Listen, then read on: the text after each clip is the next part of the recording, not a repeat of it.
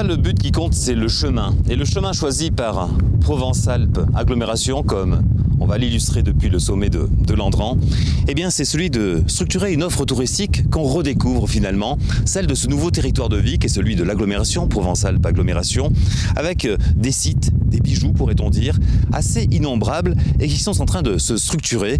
Nous commençons cette émission depuis ces hauteurs qui incarnent bien ce territoire avec celui qui veut bien. On la remercie à notre guide, Bernard Tessier, vice-président de l'agglomération en charge entre autres du tourisme.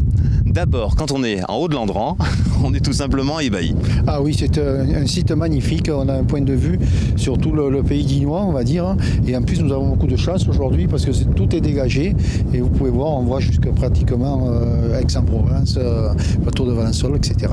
On voit aussi ce qu'est le territoire de l'agglo. Cette agglomération, maintenant, elle a une porte d'entrée d'ailleurs qu'on devine un petit peu au fond, aux pénitents des mets qui sont aussi, et qui vont être de plus en plus avec un aménagement, la porte d'entrée du Géoparc UNESCO. Tout à fait, ça va être la prochaine entrée du Géoparc, UNESCO Géoparc, puisque nous allons créer un point info tourisme important au pied des pénitents, puisque ce site accueille déjà des milliers de visiteurs, et ce sera l'entrée de notre territoire, on va dire. Juste à côté, l'espace de l'Escale, de Volonne et de Château-Arnoux, avec une réserve ornithologique et des aménagements des plus intéressants, on ira tout à l'heure. On remonte, on voit la Bléone derrière nous, le secteur de Maligé, le secteur bien sûr de Courbon, le golf, qui est aussi un équipement structurant. Oui, tout à fait. Oui, qu'on voit bien. Le village de Courbon dessous.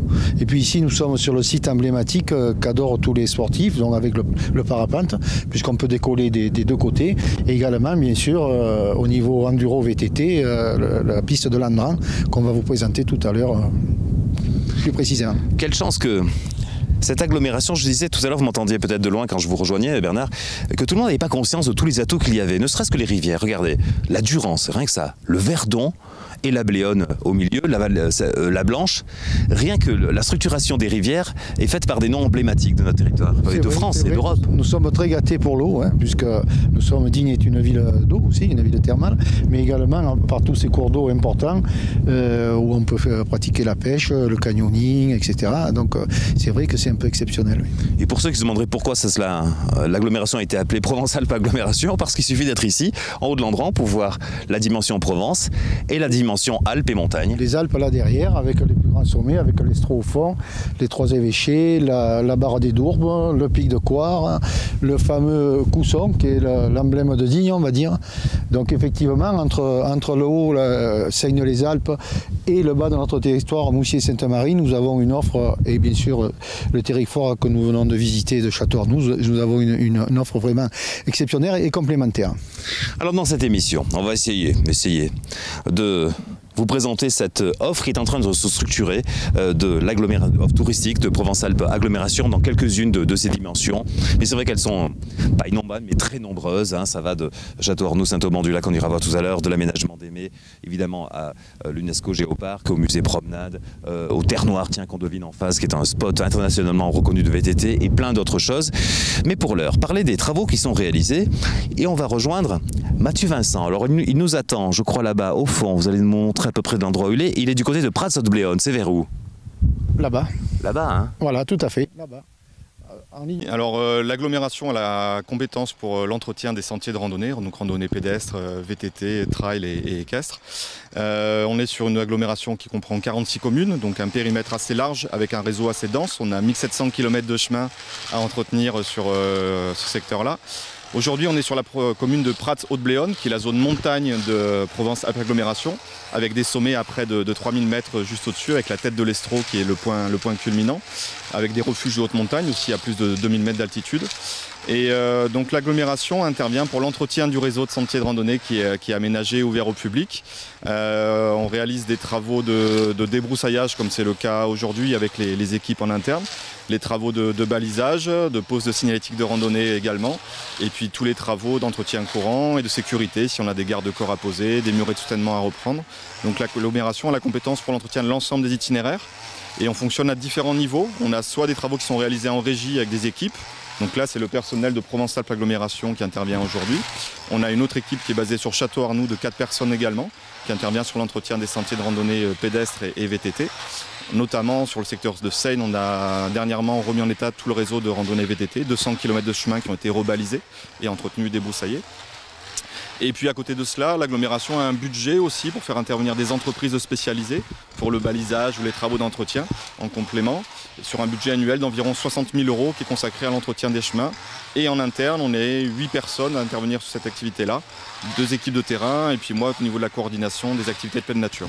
Ici donc sur la commune de Prats, on intervient sur le sentier Marcel, qui est un sentier thématique sur le témoignage d'un habitant du village qui habite la commune de Blégier, le hameau de Blégier, qui a aujourd'hui 90 ans, qui a été interviewé dans le cadre d'un projet L'Art dans la nature, porté par le centre Kern, pour créer un sentier thématique sur un habitant qui témoigne comment il vivait autrefois, comment il a grandi dans la vallée et le chemin qu'il empruntait ici avec ses brebis tous les jours pour aller dans la montagne. Et donc tout au long de l'itinéraire, le centre Kern, avec des artistes, a travaillé sur ces témoignages et a mis des stèles où on retrouve le témoignage de M. Second Marcel qui raconte sa vie depuis sa naissance dans la vallée jusqu'à dernièrement où il montait encore avec les brebis sur ce chemin-là.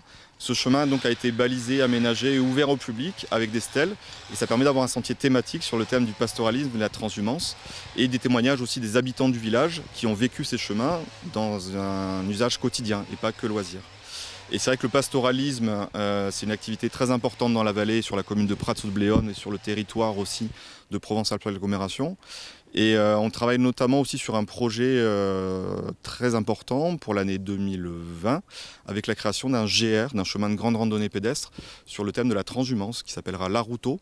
C'est un chemin de grande randonnée qui partira d'Arles et qui ira jusqu'en Italie. 500 km de chemin de grande randonnée, labellisé par la Fédération française de la randonnée pédestre.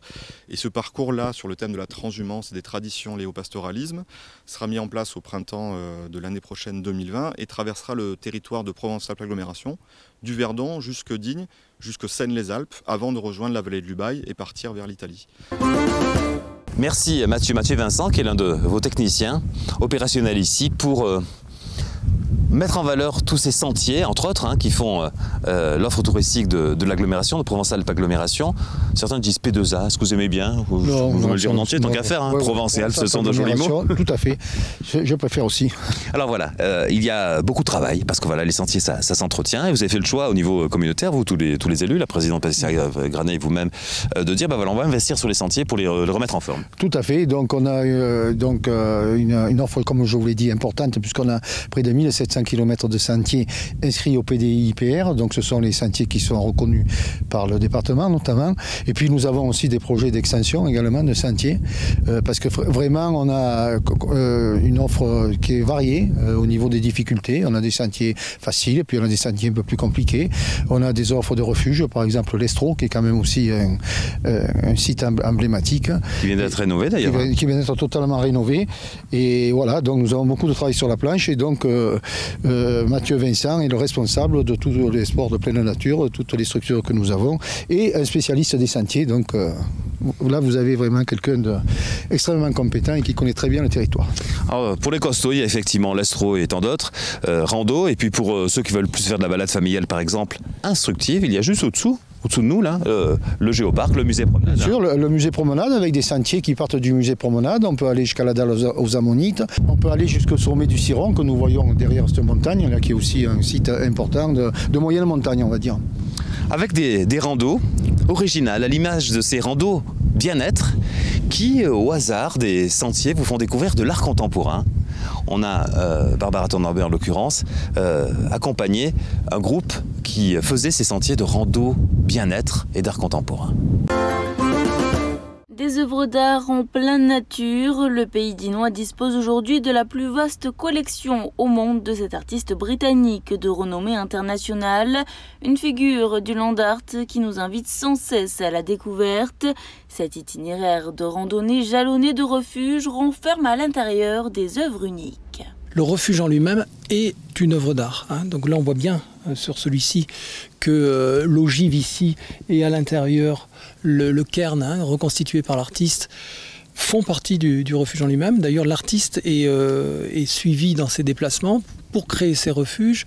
Il n'est pas que suivi, il est aidé par une équipe de maçons qui, pendant que lui conçoit l'œuvre majeure, on va dire, l'œuvre essentielle du refuge, eux, en même temps, montent le refuge au sens de la pierre et de l'assemblage du toit, des murs, etc. Une boucle, un parcours artistique de 150 km où la marche nous permet de traverser ces paysages d'exception.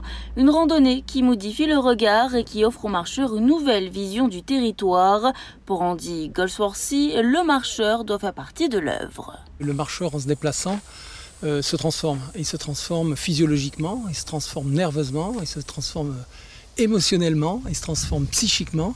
Et tout ça fait que, au fur et à mesure de la randonnée, si vous avez déjà un peu randonné plus d'une demi-heure, plus de 20 minutes même, vous vous rendez compte qu'il y a quelque chose qui se passe dans le métabolisme et qui fait que vous vous transformez. Une randonnée itinérante où le projet de Land Art dépasse les frontières.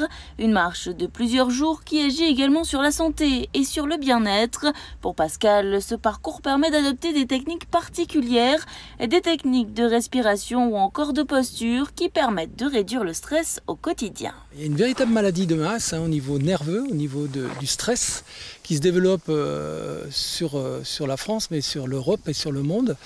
Et je suis convaincu qu'un lieu comme ici, qui est très ressourçant, très détendant, accompagné par des personnes qui sont en mesure d'amener des techniques simples, est une vraie réponse à cette maladie de masse en fait, qu'est le stress.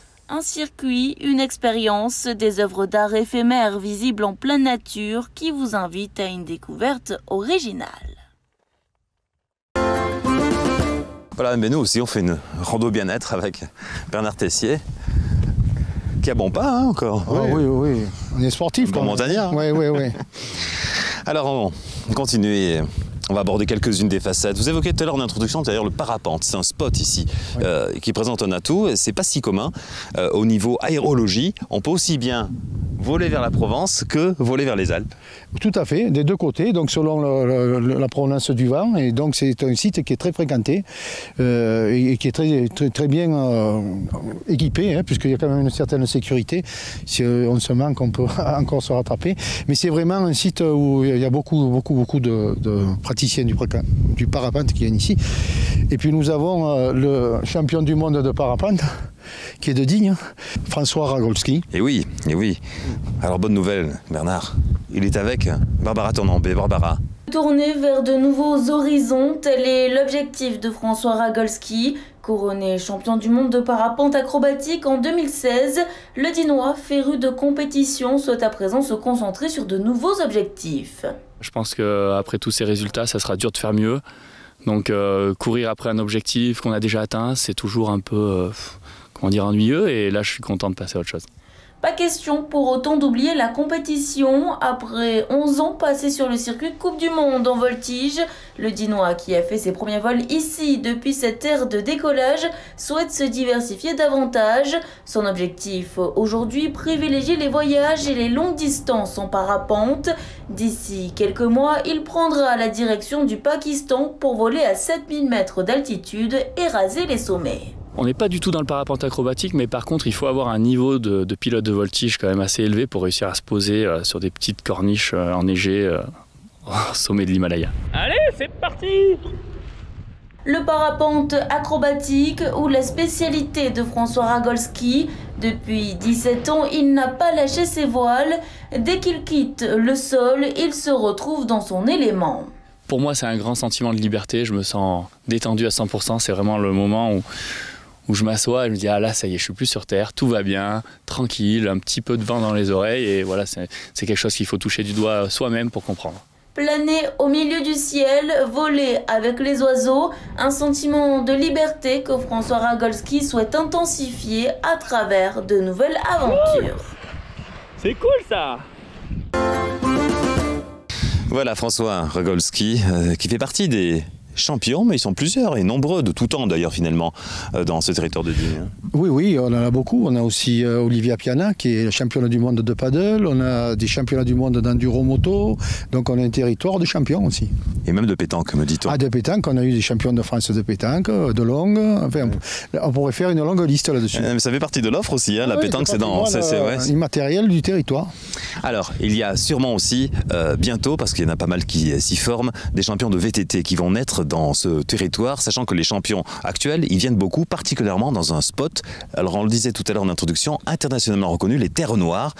Chaque année se déroule une manifestation dont on parle dans le monde entier. Ah oui, c'est un spot maintenant qui est très connu. On a beaucoup de monde qui viennent de toute l'Europe, même d'ailleurs. Hein.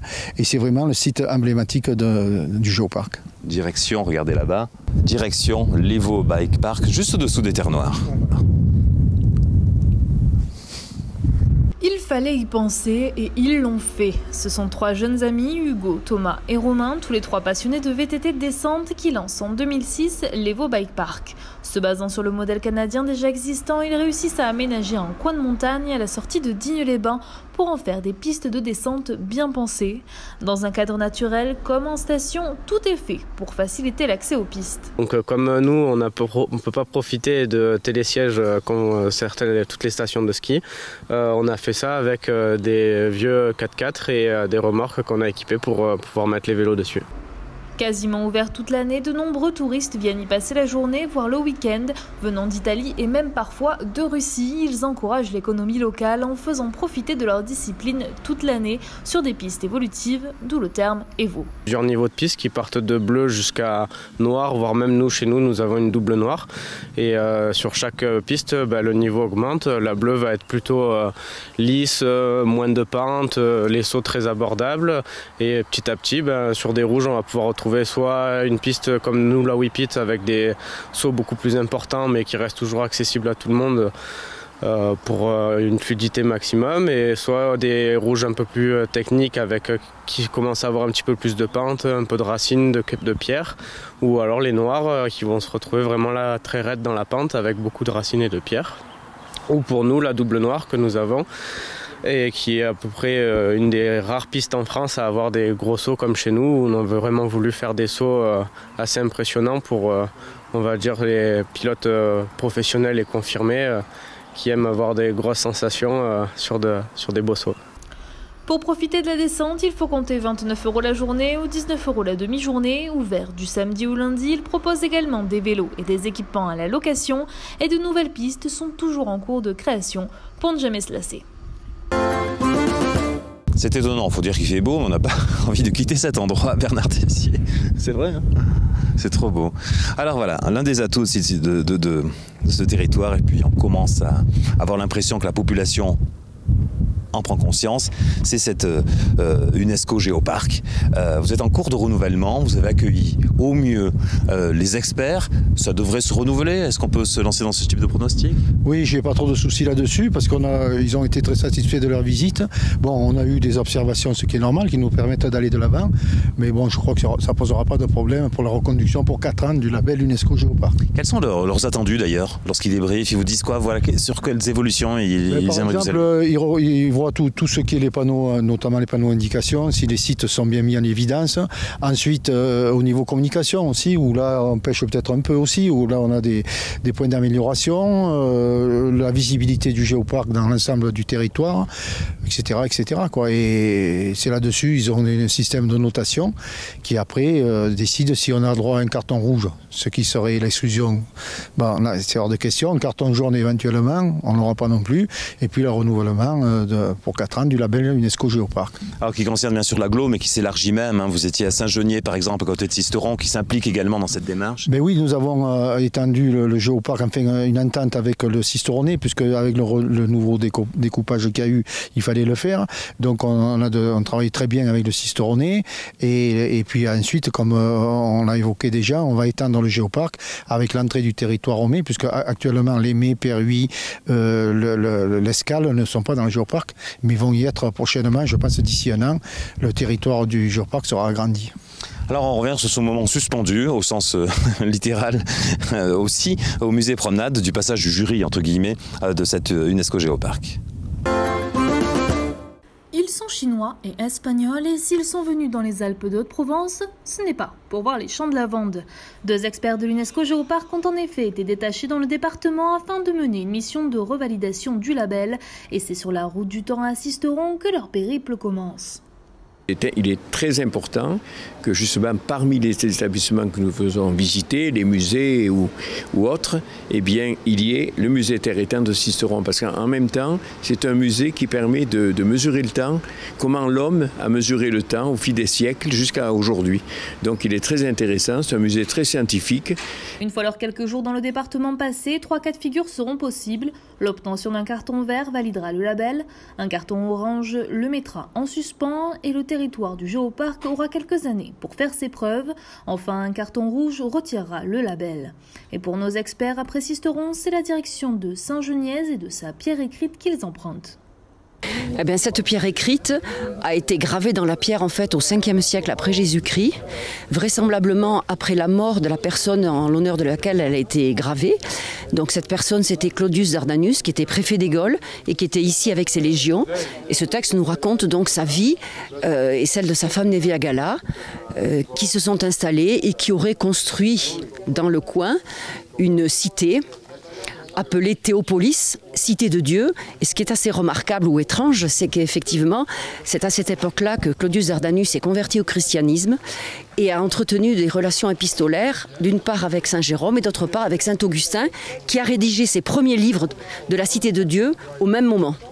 Très important de le préserver, c'est un monument qui est classé aux monuments historiques et datant du 5e siècle, c'est quand même quelque chose de très remarquable pour son état de conservation sur cette falaise au bord du Rio du Jabron. Dans tous les cas, même si le label ne semble pas en péril, les dirigeants du géoparc restent attentifs aux remarques pour rendre ce territoire toujours plus attractif. Écoutez, le label, comme vous le savez, il a été créé à Digne pratiquement, puisque le premier géoparc a été créé à Digne. Donc depuis 2 ans, je crois, maintenant, on a le label UNESCO. Donc avoir un label UNESCO, ça court par les rues, comme on dit. Donc en termes de communication, en termes pour le tourisme, etc., pour la validation aussi des produits, etc., c'est quand même une marque exceptionnelle que de pouvoir communiquer avec sur son étiquette partenaire du géoparc UNESCO des Alpes d'Haute-Provence. Voilà, il n'y a pas de raison que le label ne soit pas renouvelé? Non, je suis pas inquiet du tout parce que vraiment, j'ai visité plusieurs géoparcs et sans chauvinisme, je pense qu'on est parmi les meilleurs en France en tous les cas, hein, et même sur une partie de l'Europe. Et donc, j'ai pas d'inquiétude particulière, d'autant plus que tout a bien été préparé et qu'on n'a pas eu jusqu'à présent, le moindre incident ou le moindre faux pas, on va dire. Donc, non, je suis pas inquiet du tout, voilà. Bon, après, ces visites, elles sont aussi constructives, parce qu'ils peuvent avoir des petites remarques, non? Oui, alors bien sûr, d'ailleurs, c'est comme ça qu'il faut prendre la visite des experts, hein, c'est pour nous permettre de faire des progrès. Par exemple, moi, j'ai fait la dernière validation il y a 4 ans, et on a tenu compte de ce qui avait été dit, notamment c'était au niveau de l'organisation, etc. Et donc, il y a un côté pédagogique qui est très intéressant et qui nous permet d'aller de l'avant. Et je dirais aussi, pour nos équipes, c'est très important parce que ça fait presque un éductour, puisqu'ils rencontrent tous les plus beaux sites que nous avons sur Alpes Agglomération, et je pense que c'est une remise en question des fois, hein. Il y a des choses qui ne vont pas, il faut les améliorer, et bon, le défaut zéro ça n'existe pas, mais on essaye de s'en rapprocher. Là, c'était juste au-dessous. Dessous, là, on est au-dessus du musée Promenade, pratiquement. Hein. On est au-dessus de la dalle aux ammonites aussi. De la dalle aux ammonites, et on aperçoit là-bas l'emblématique vallée du Besse qui débouche sur les Clus de Barle et les cloches de Barle. Direction la Clue de Barle. Alors la Clue de Barle, donc c'est un haut lieu de notre tourisme départemental et local. Et ce tourisme et la géologie locale a démarré avec l'ouverture de la route, qui a été ouverte officiellement en 1913. Et à partir de là, ça a permis d'abord aux touristes marseillais de venir découvrir cette magnifique vallée de la vallée du Besse, avec toutes ses clues, et celle-ci qui est la plus particulièrement extraordinaire. Et puis ensuite aussi permettre aux géologues de venir organiser leurs stages de terrain. Parce que cette région a la particularité d'être d'une très grande diversité, à la fois paysagère, qui permet aux uns et aux autres de découvrir de magnifiques pays, mais également de découvrir une grande diversité géologique qui a permis aux universitaires, d'abord en France et puis à l'échelle internationale, de venir organiser des stages de terrain pour leurs étudiants, pour apprendre à lire l'histoire de la Terre, l'histoire de la vie, de la Méditerranée et surtout des Alpes. Alors notre réserve naturelle géologique est très riche par rapport à toute sa faune fossile, mais il y a une des particularités, en plus des ammonites, eh bien, c'est sa richesse en ichthyosaures. Parce qu'il y a des régions dans le monde qui sont riches en ichthyosaures, mais ici, la particularité, c'est la fameuse diversité des ichthyosaures. Depuis des ichthyosaures qui ont 200 millions d'années, proche de la dalamonite, l'ichthyosaure à 185 millions d'années de la robine, mais aussi ceux que l'on voit un petit peu plus tard, vers Prats-Haute-Bléone, qui eux sont de la fin du Crétacé, parce qu'à la fin du Crétacé, vers 100 millions d'années, 110 millions d'années, et parfois un petit peu moins. Donc c'est extraordinaire d'avoir ça sur quelques kilomètres carrés, et ça fait la grande diversité géologique de notre région. La vallée du Besse avec au fond Osée, le col du Fangé, puis derrière la belle vallée de la Blanche aussi. Enfin, on ne peut pas parler de tout, il y a tellement d'atouts dans ce territoire. En tout cas, voilà, la Clue de Barle est juste derrière ce le sommet du Blayeul, en face, ce qu'on aperçoit là-bas, il y a une bigue dessus. C'est le sommet du Blayeul et derrière, on a Seine. En face là-bas. Alors, l'un des intérêts aussi de ce géoparc, c'est que ça nous aide à la diction. Pourquoi? Parce qu'a été présenté à la Robine-sur-Galabre l'ichthyosaure. C'est ça. À vous, monsieur le vice-président. Mais oui, l'ichthyosaure. Moi je dis l'ichthyosaure. C'est plus simple. Ça se prononce ichthyosaure? Qui a été, oui, ichthyosaure, je pense. Voilà, je me complique. Qui a été remis grâce au département, remis en, comment dire, représenté, on va dire. Et là, on peut remercier le département qui a fait un gros effort là-dessus. Tout comme d'ailleurs, il va faire il faut le dire aussi, puisqu'à l'automne commencent les travaux sur la dalle aux ammonites, où le site va être totalement refait. C'est le département qui l'a fait aussi. Et on va enfin avoir quelque chose de magnifique au cours de cette dalle aux ammonites qui est connue dans le monde entier. Alors, on va aller à la Robine-sur-Galabre, voir cette ichthyosaure. Et juste après rejoindre, regardez, on l'a retrouvé, Mathieu Vincent qui est là-bas, qui est en train de nous rejoindre. On l'a vu tout à l'heure à Prats-Haute-Bléone. Il a un bon pas de montagnard, il est déjà là, regardez. Oui. Il est âgé d'environ 185 millions d'années. L'ichthyosaure, ce vertébré fossilisé dans la montagne, est le reste d'un reptile marin.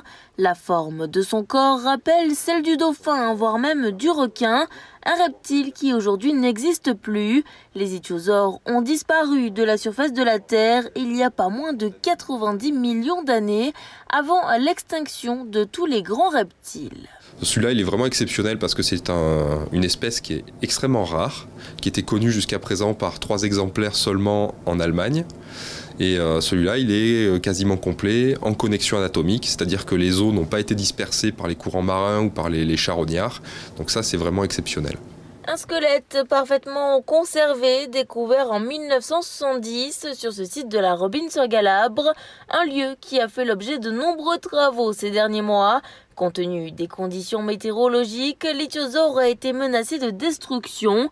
Les structures de protection ont dû être repensées pour protéger ce spécimen unique, mesurant pas moins de 4 mètres de long. Donc ce qu'on voit tout de suite là, c'est la cage thoracique avec les côtes, donc qui sont bien préservées, avec la colonne vertébrale.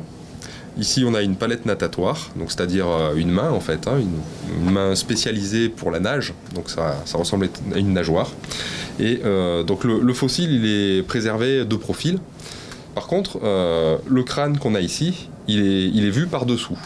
Donc à la fossilisation, il y a eu quand même le reste de l'organisme a quand même un petit peu bougé, et donc les os se sont légèrement déplacés. Et donc ce qui est exceptionnel, c'est d'avoir ici le crâne. Donc c'est quand même très rare d'avoir des crânes d'ichthyosaures. Pas moins de 234 000 € ont été déboursés pour sa préservation, dont 63% ont été financés par la région. Un squelette fossilisé prisonnier de la gangue rocheuse qui fait aujourd'hui la fierté du territoire. L'ichthyosaure à découvrir à la Robine-sur-Galabre. Tiens alors, rejoint comme prévu Mathieu Vincent. Vous avez eu des compliments tout à l'heure du vice-président en charge du tourisme de l'agglo. Il a dit que vous étiez très passionné par votre travail. Voilà, celui de de faire un chantier qui n'en finira jamais, celui de tenir à jour les sentiers, des grands comme le GR1 qui part de Castellane et qui remonte tout ce territoire jusqu'aux autres. On a un réseau assez conséquent, en effet, on a 1700 km de sentiers sur le territoire de Provence-Alpes Agglomération. Donc Provence-Alpes Agglomération a la compétence pour l'entretien de ce réseau. On est structuré au sein d'une équipe activité de pleine nature, dont je suis le responsable. Et après, on a 2 équipes de terrain, une qui est basée sur Château-Arnoux avec 4 personnes, qui fait l'entretien du réseau, qui intervient sur les sentiers.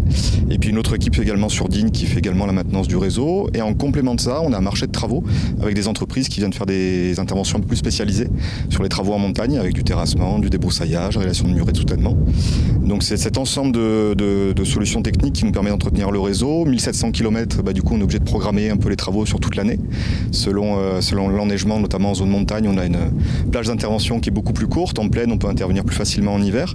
Et puis on intervient surtout sur les 3 activités. On a toujours en tête la randonnée pédestre comme activité la plus connue et c'est celle qui est phare pour notre territoire. Mais on a aussi le VTT qui a un rôle important pour le territoire de Provence-Alpes. Comme on le voit derrière nous. Hein. Exactement. Là c'est de l'enduro. Hein. Un parcours d'enduro VTT qui fait partie de l'offre du territoire. On a 80 itinéraires VTT sur le territoire de Provence-Alpes, ce qui fait l'une des destinations pionnières en France sur cette pratique. Et on souhaite vraiment continuer à se positionner comme leader sur cette activité-là, à travers des parcours à faire en profil descendant comme ici, les Vaux Bike Park, vous êtes passé également, des sites naturels comme les Terres Noires ou d'autres sites qui sont aussi aménagés. Et puis on a des grandes traversées VTT également qui traversent le territoire. On a les chemins du Soleil, on a l'Alpe-Provence ou la Transverdon aussi autour du lac de Sainte-Croix. Et c'est l'ensemble de cette offre avec les bike parks en station qui nous fait une offre vraiment très très intéressante pour la clientèle locale et aussi nationale.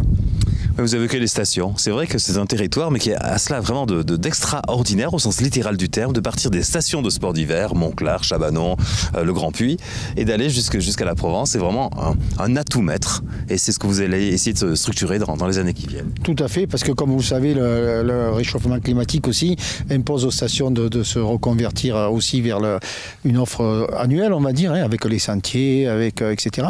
Et donc nous sommes tout à fait en phase avec les stations pour construire cet avenir qui dépend aussi de nous-mêmes pour que l'offre touristique soit présentée dans une période plus importante. Alors on va marquer une petite pause. Redescendre la Bléone et arriver à la confluence avec la Durance, aller du côté de Château-Arnoux dans la suite de cette émission des Trésors du 6. Non, sans avoir remercié Mathieu Vincent d'avoir été à notre compagnie, mais je crois qu'on garde notre guide.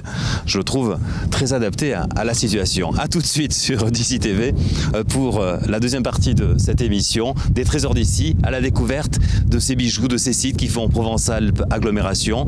À chaque pas, une expérience, à chaque pas, une rencontre, à chaque pas, une découverte et peut-être au bout du compte, celle de nous-mêmes.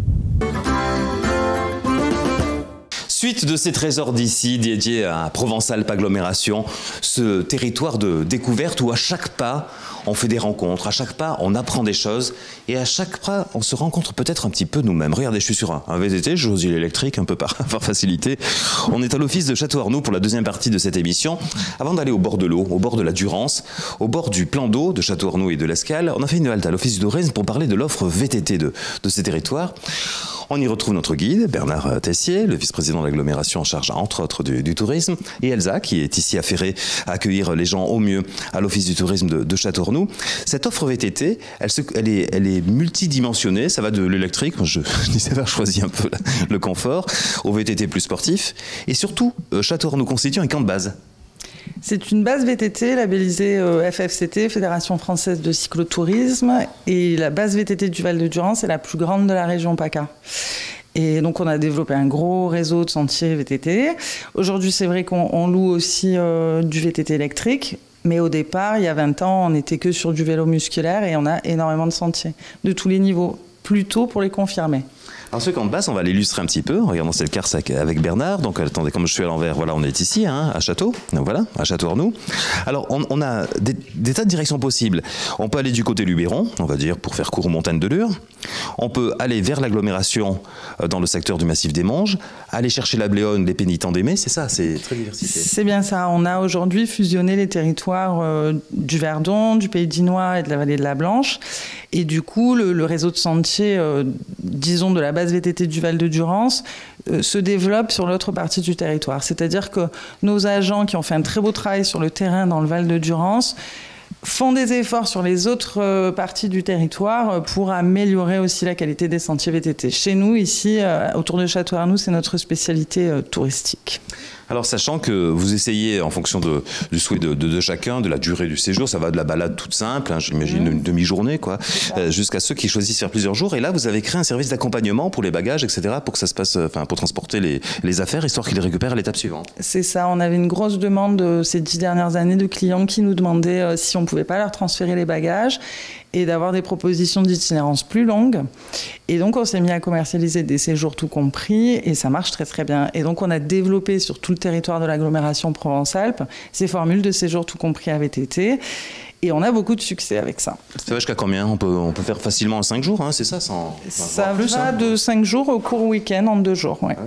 Parce que voilà, on peut, avec cette cartographie-là, bien située, voilà, cette offre dont tout le monde reprend conscience petit à petit maintenant, cette offre qui permet de comprendre qu'autour de la capitale, hein, de Digne-les-Bains, on a une diversité incroyable. La vallée de la Blanche, le massif des Trois-Évêchés, le massif des Monges qui a sa propre identité, le Verdon déjà, rien que ça, la Bléone, les atouts environnementaux là, des zones humides, hein, c'est ça aussi ? C'est ça. Ici, c'est une réserve ornithologique, la réserve ornithologique de Haute-Provence, avec 140 espèces d'oiseaux.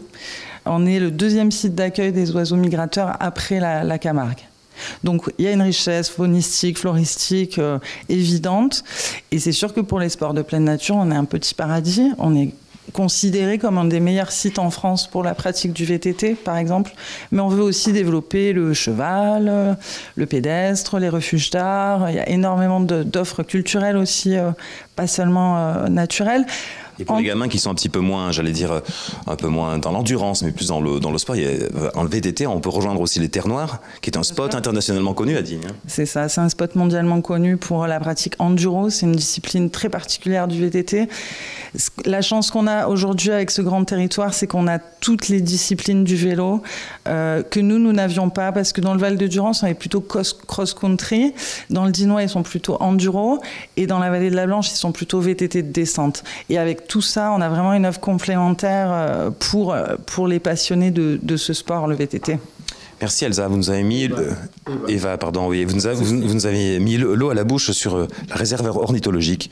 Si le guide en est d'accord, on va aller faire un petit tour du côté de la réserve, juste à côté, dessous la bonne étape d'ailleurs. Hein. Mais pour l'heure, évoquer ce qui est le fil rouge peut-être de l'ensemble de ce territoire de Provence-Alpes agglomération, la géologie. À chaque pas, vous apprenez l'histoire de la construction des Alpes, l'histoire de la construction finalement de notre planète. Ça recoupe également avec les enjeux d'aujourd'hui, le réchauffement climatique et beaucoup d'autres choses. Et tout ça est fédéré à un endroit classé à l'UNESCO, au musée Promenade au-dessus de Digne-les-Bains. Reportage Barbara Tonnambé. Une balade dans le temps, le musée Promenade regorge de trésors, œuvres d'art, sentiers, cascades, un site hors du temps situé sur les hauteurs de Digne-les-Bains qui nous plonge dans l'histoire d'un territoire de ce coin des Alpes et de la Provence depuis 300 millions d'années, un univers particulier où la géologie attire les curieux. La géologie ici, elle est assez exceptionnelle parce que nous sommes à la rencontre entre les Alpes et la Provence et que le territoire montagneux donne des conditions d'observation assez remarquables et assez favorables par rapport à bien d'autres régions de France ou d'ailleurs dans le monde. Donc ici, on a une géologie qui est compliquée parfois, mais qui en même temps est très riche d'enseignements. Les ammonites et les ichthyosaures présents sur le territoire passionnent. Des aquariums marins illustrent également l'histoire de nos océans alpins. À l'extérieur, parmi les nombreux atouts du site, on retrouve le sentier des papillons, un lieu spécialement aménagé pour les préserver et accueillir leurs plantes favorites. Digne, la région de Digne a toujours été connue depuis le 19e siècle des entomologistes pour sa richesse en papillons. À tel point qu'il y avait une époque où il y avait des gens qui venaient de toute l'Europe à la chasse aux papillons à Digne. À force de les chasser, il y a certaines espèces qui ont fini par être en très grand danger. En revanche, leur milieu d'habitat, eux, sont menacés. par l'activité humaine, par la déprise agricole qui referme les milieux, où ça se reboise de façon très uniforme. Et les papillons ont besoin d'une grande diversité végétale pour avoir une grande diversité d'espèces différentes. Une palette de couleurs, un plaisir pour les yeux. Aujourd'hui, pas moins de 250 espèces de papillons de jour sont présentes, soit 80% des espèces existantes en France. Rappelons que le musée Promenade accueille chaque année plus de 15 000 visiteurs à Digne-les-Bains. Et dans ce territoire de rêve, de découverte et d'expérience, nous voici au lac dit de Château-Ornoux, de l'Escale. Un lac qui a une histoire, Bernard, parce que ce lac, en fait, c'est l'histoire de l'aménagement de la Durance. Et naturellement, comme c'était prévu d'ailleurs par EDF qui a aménagé tout ce secteur, les alluvions sont arrivées et le lac petit à petit s'est rempli. Tout à fait, parce qu'il faut se rappeler qu'à l'origine c'était une retenue où il y avait des sports de voile. Il y avait ici, nous étions sur la base nautique de Château-Ornoux. Et comme vous le voyez, et c'était prévu, effectivement, les alluvions ont envahi la Durance. Et aujourd'hui, c'est un parc très intéressant, ornithologique, où les oiseaux passent notamment au niveau des migrations. Et donc le côté positif d'aménagement de la Durance, ça a été le retour dans la nature sur la Durance, puisqu'avant il n'y avait pas de zone humide comme celle-ci, et les oiseaux ne passaient pas obligatoirement par ici. Et aujourd'hui, on trouve des espèces qu'on ne retrouvait pas avant et qui passent systématiquement sur la retenue de l'Escale. Alors fini la voile, fini les activités nautiques, pourtant ça paraît incroyable aujourd'hui, mais exister sur ce lac de Château-Ornoux et de l'Escale. Et maintenant la nature y a repris ses droits, c'est ce qu'on va voir avec la LPO qu'on va rejoindre dans une cabane aménagée où ils observent justement les oiseaux et toute la faune juste à côté. Mais pour l'heure, évoquer l'aménagement, parce que c'est ce que souhaite faire Provence-Alpes Agglomération, c'est-à-dire structurer l'offre touristique et environnementale du territoire, de la Via Ferrata de Digne-les-Bains, qui est très aérienne, très réputée, et vous allez encore investir sur cette Via Ferrata. Oui, bien sûr, parce que la Via Ferrata qui connaît un succès très important, en plus au niveau, c'est un cadre exceptionnel, puisque c'est un rocher qui domine Digne. D'ailleurs, je vous invite à aller la faire, parce que bon, c'est des moments exceptionnels que vous pouvez vivre. Et elle était coupée en deux pour des raisons d'acquisition de terrain. Et là, nous avons finalement trouvé un accord avec les propriétaires, et nous allons pouvoir réaliser l'extension entre ces deux zones, qui va donner à la Via Ferrata de Digne-les-Bains un intérêt beaucoup plus important et plus intéressant pour les sportifs. Alors avant-goût, en attendant ces aménagements, regardez ce qu'est la Via Ferrata de Digne-les-Bains.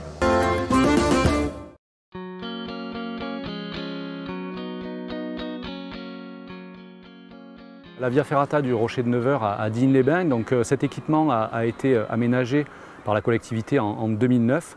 Afin de diversifier l'activité touristique de Digne-les-Bains, qui est avant tout une station thermale. Voilà, donc la Via Ferrata, c'est une activité un peu hybride entre la randonnée pédestre et l'escalade. C'est une activité qu'on peut pratiquer en totale sécurité, donc il suffit de mousquetonner sur la ligne de vie et de se tenir donc aux barreaux, aux échelles et de progresser donc tout au long de l'itinéraire. Puis bien évidemment l'encadrement dispensé par des guides de haute montagne ou des moniteurs d'escalade, puisqu'on peut pratiquer librement cette activité, mais on peut également en initiation faire appel à un professionnel.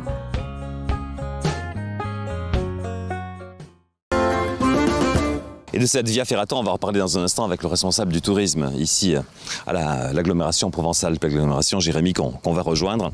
Alors on est là sur un espace qui va être aménagé. Alors il faut bien comprendre qu'il va y avoir autour de la retenue de l'Escale et de Château-Ornoux un espace dédié au grand public et un espace comme celui-là qui restera naturel pour les scientifiques. Oui, nous avons voulu bien sûr garder ce côté important et préserver, parce qu'il ne faut pas non plus que tout l'aménagement soit mis à la disposition du public.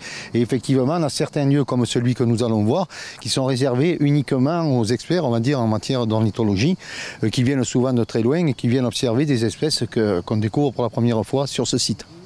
Alors les atouts ici sont omniprésents.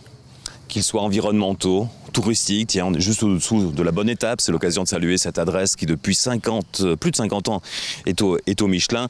Jeanne Iglaise, voilà.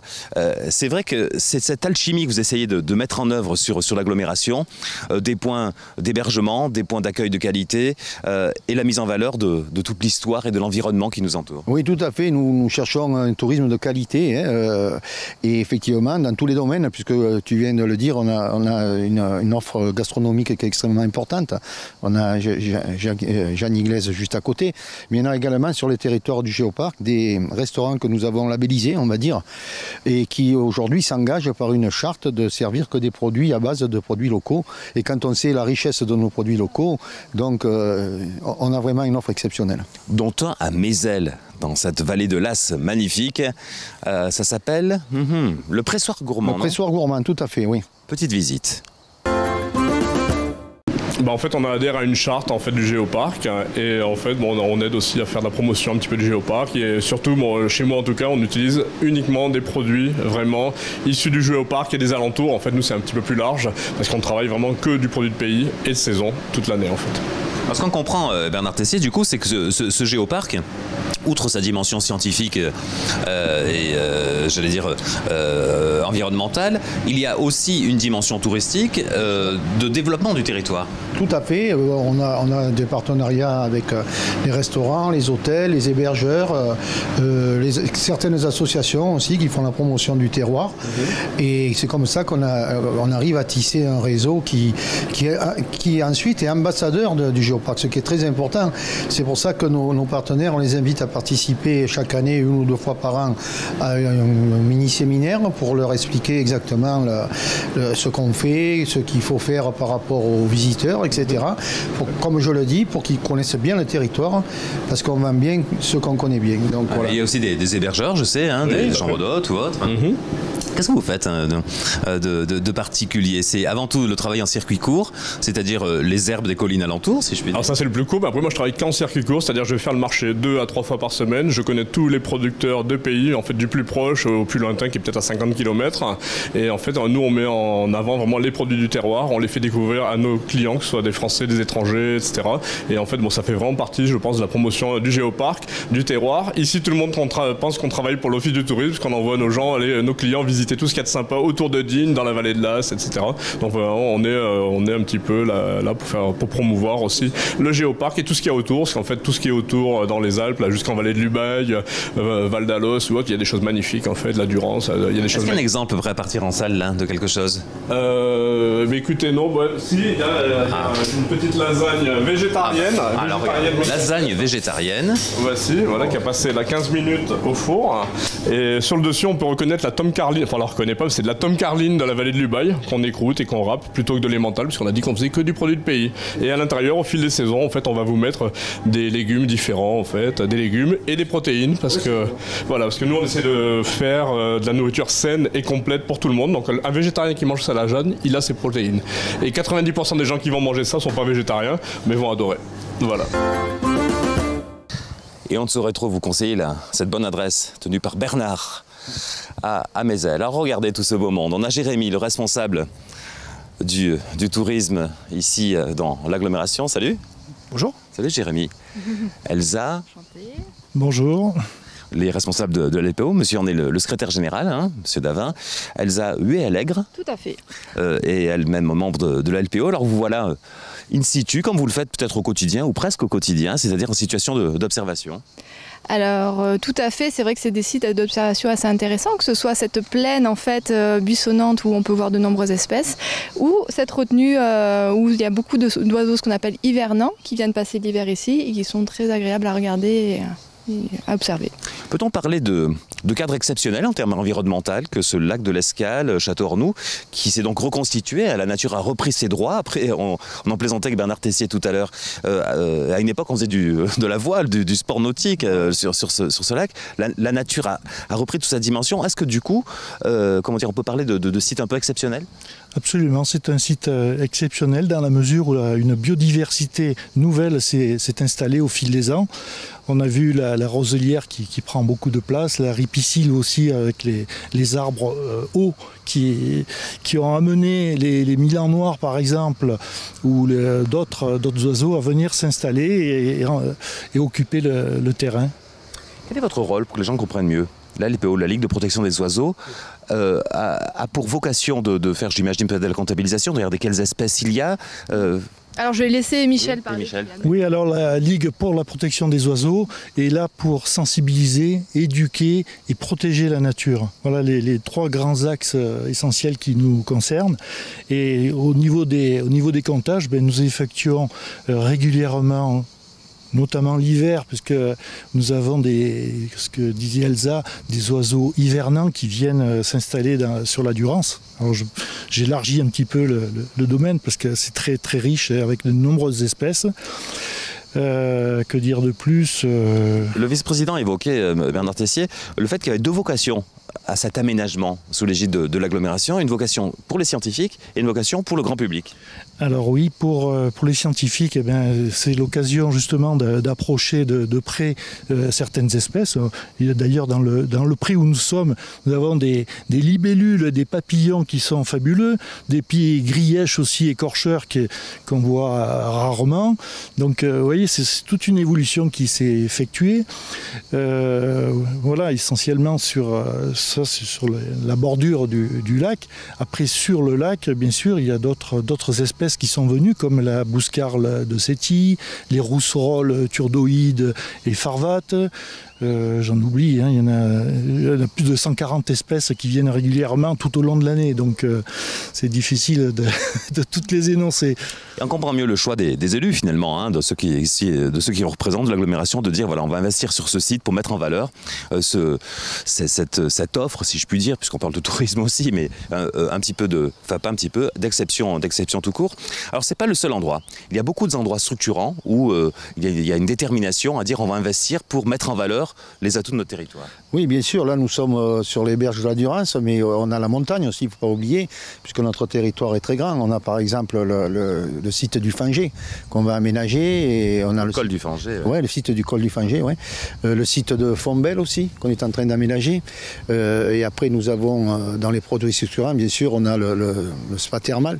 Aujourd'hui, qui va être, je pense, livré d'ici 18 mois à peu près, et auquel nous attachons beaucoup d'importance, puisque derrière, il va y avoir toute une offre de remise en forme qui va être importante et sur lesquelles nous comptons beaucoup pour attirer des investisseurs, justement, puisque vous savez qu'il faut qu'on ait des investisseurs pour compléter notre offre au niveau des termes et pour avoir des hôtels qui correspondent vraiment à la demande. Parce que, comme je me plais à dire, quand on va dans un spa, qu'on va passer 2 jours dans un spa, il faut avoir quand même du confort au niveau de l'hébergement derrière pour ne pas perdre le bénéfice de la remise en forme. Jérémy, c'est un petit peu comme si tout le monde avait prenait conscience finalement au fil de ces dernières années des atouts qui avaient été finalement pas assez valorisés quelque part, c'est ça ? Effectivement, alors après c'est vrai que c'est aussi un contexte nouveau, puisque Provence-Alpes Agglomération, c'est un territoire qui a 2 ans et demi, qui est issu de la fusion d'anciens territoires. Et il fallait qu'on puisse se poser un petit moment pour écrire une stratégie à l'échelle de ce territoire qui va de la montagne à la Provence, avec le Verdon, donc un territoire très diversifié. Et effectivement, Provence-Alpes Agglomération a décidé d'écrire une stratégie pour valoriser l'ensemble des composantes de son territoire. Et parmi ces atouts, il y a bien sûr les sites naturels, avec un certain nombre qu'a listé Bernard à l'instant. Et on en oublie, il y en a d'autres. On a un projet de Via Ferrata sur Digne-les-Bains. On l'a vu tout à l'heure. Alors ça, je crois que vous connaissez bien le dossier, après des problèmes de maîtrise foncière pour faire court, etc. Ou en tout cas Ils sont réglés. Voilà. Ils sont réglés. Dorénavant, maintenant, elle va pouvoir monter en puissance. Donc la Via Ferrata Digne-les-Bains a été aménagée au début des années 2010. Donc elle a déjà vécu, elle a un grand succès. Quand elle a été aménagée, effectivement, il y avait une problématique foncière qui faisait que la partie centrale n'a pas pu être aménagée et qu'aujourd'hui elle se fait en 2 parties. Il faut redescendre pour remonter. Aujourd'hui, on a réglé ce problème. Donc Provence-Alpes Agglomération va engager le projet d'extension sur la partie centrale qui permettra de relier les 2 parties de la Via Ferrata. Donc c'est un projet dont les travaux débutent à l'automne, qui sera opérationnel pour la prochaine saison touristique. Et ce qui est intéressant, c'est que dans notre stratégie touristique, au-delà des sites, de l'offre, on souhaite valoriser un certain nombre de filières d'excellence qu'on a identifiées. Et parmi ces filières d'excellence, on a l'écotourisme et le tourisme d'observation de la nature. Donc ici, on est dans le vif du sujet, Monsieur Davin en a parlé, Elsa aussi. Et sur la Via Ferrata, nous avons aussi une approche qui n'est pas que sportive et d'activité de pleine nature, mais une approche de valorisation de l'ornithologie, puisque sur le milieu, Michel en parlerait mieux que moi, mais sur les milieux de falaise, il y a un certain nombre d'espèces qui nichent. Et donc dans le projet d'extension de la Via Ferrata, il y aura un volet d'interprétation du patrimoine qui sera intégré au projet, et on pourra découvrir, je ne vais pas tout dévoiler, mais des silhouettes des principales espèces d'oiseaux qui nichent sur la falaise. Et on voit donc que c'est une stratégie qui fait écho, qui est donc cohérente à l'échelle de Provence Agglomération, et qui fait écho aux différents sites de l'Escale à Digne. On développe des thématiques qui sont cohérentes. Un tourisme où l'on s'enrichit à chaque pas, comme je vous le disais en introduction de cette émission, c'est ce qu'on va voir encore dans un instant avec un aménagement ici même, le projet d'une passerelle qui va mettre en valeur toute cette biodiversité du lac de l'Escale et de Château-Renaud, mais pour l'heure évoquer Seynes-les-Alpes et la Maison du Mulet. Alors là, c'est une tradition aussi très, très profonde, ancrée dans la vallée de la Blanche et dans ce secteur de Seynes-les-Alpes. C'est aussi l'agglomération qui s'occupe de valoriser cette Maison du Mulet que l'on visite. C'est un animal dont on n'imagine pas l'importance qu'il a pu avoir dans l'histoire de l'humanité, en tout cas dans le bassin circumméditerranéen ou européen.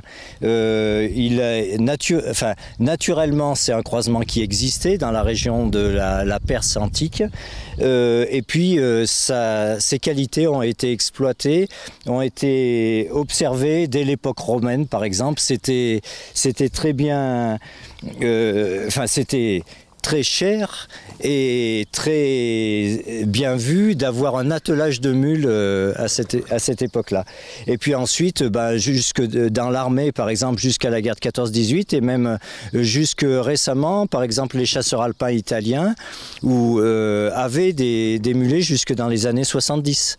Ils sont réputés pour leur sobriété, leur rusticité, et puis pour leurs pieds sûrs, et pour être capable de passer à des endroits où les chevaux auront du mal à passer.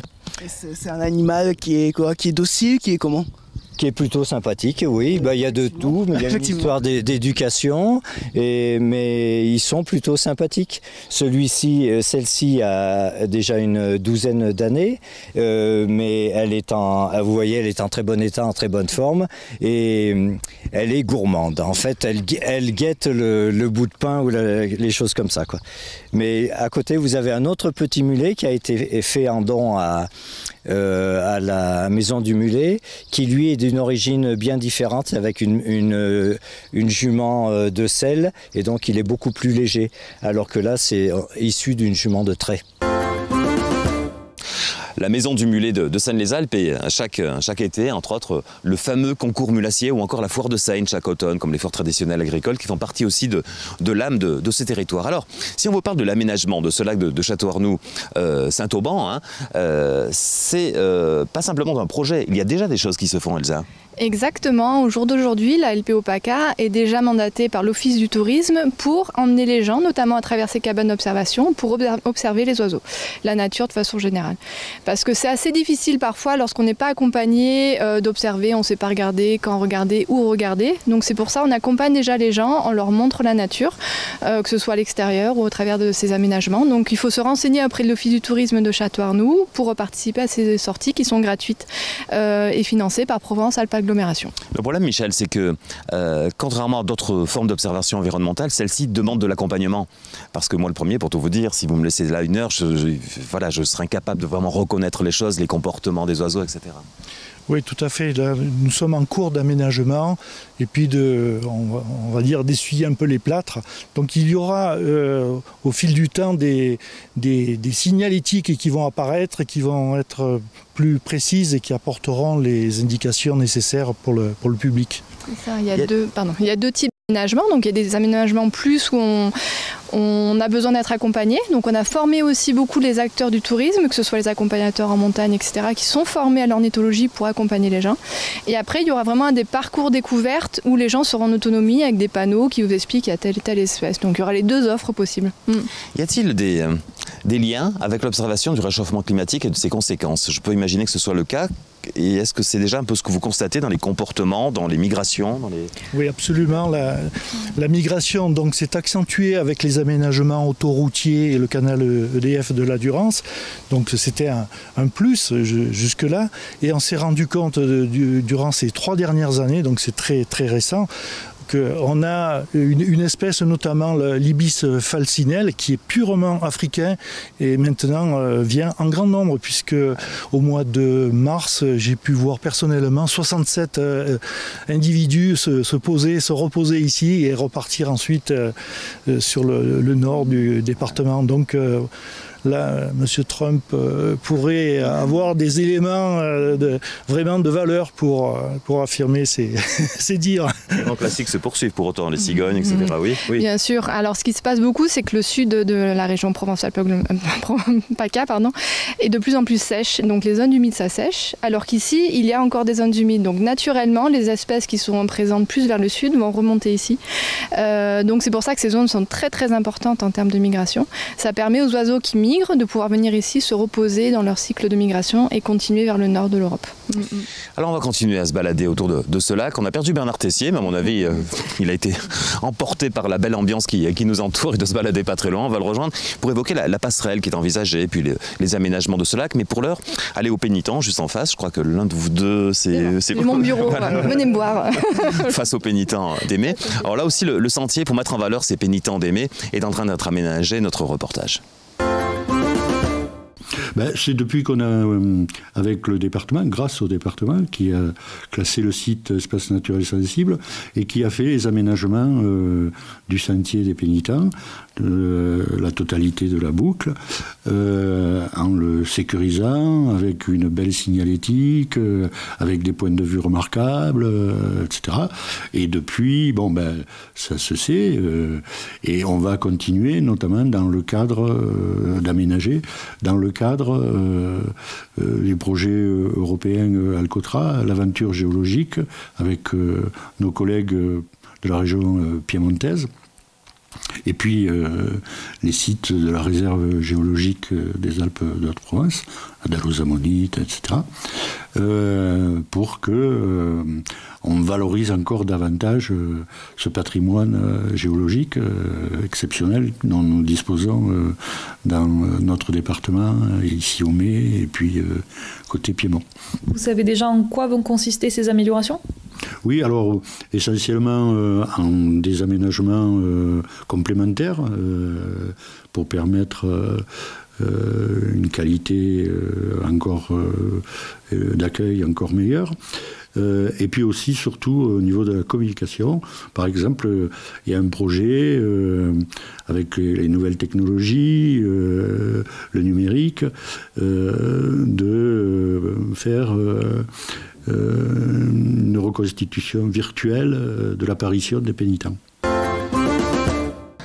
Voilà, le sentier des pénitents d'Aimé. Et c'est vrai, voilà, que ces balades, vous voyez, par exemple, voilà, il faut de l'accompagnement, quoi. C'est ce que vous faites, hein. C'est le service public que rend la LPO.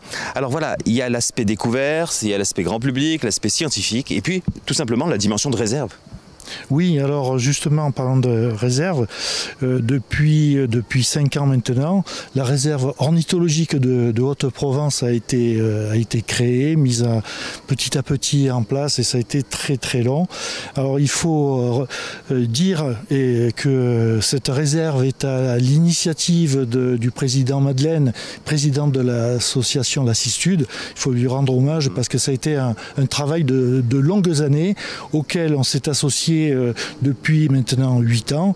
Et petit à petit, les communes ont des signalétiques sur leurs points essentiels sur les villages.